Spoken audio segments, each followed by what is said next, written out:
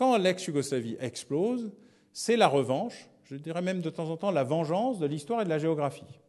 En fait, après 1989, dans le monde entier, toutes les frontières coloniales explosent. L'idée que des frontières à angle droit et au double décimètre puissent avoir une quelconque relation avec la réalité n'existait que pour des colonialistes qui avaient eux-mêmes recréé des États sans nation, sans prendre en compte les flux, les nomadismes, les foi, les cultures, les tribus, des sujets que nous avons zappés ou éliminés de notre culture nationale, particulièrement la culture coloniale française.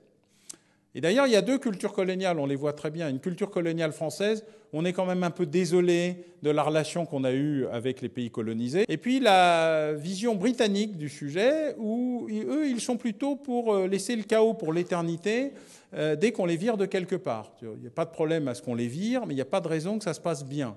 Et donc partout où les Britanniques sont partis, c'est assez facile, d'ailleurs, Sykes-Picot, la Durand Line en Afghanistan, Pakistan, le sultanat de Sokoto, Nigeria, Cameroun, etc.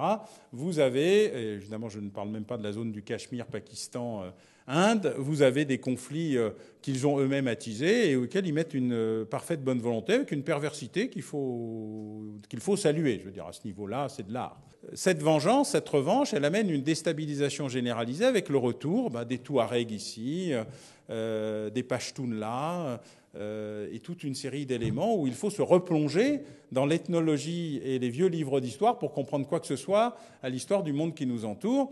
Si vous voulez comprendre ce qui se passe en Ukraine, n'essayez pas de lire ça sur Internet, achetez un vieux Malay Isaac des années 30, les anciens empires, et vous découvrirez que l'Ukraine est une très jolie invention composée d'un bout de Lituanie et de Pologne catholique et d'un gros bout de Russie orthodoxe, avec notamment le russe de Kiev, le siège historique de l'orthodoxie, bref, une sorte d'Alsace-Lorraine avec Paris comme capitale, ce qui vous amènera à prendre mieux en compte la position des Russes dans une affaire qui les intéresse de manière assez structurée.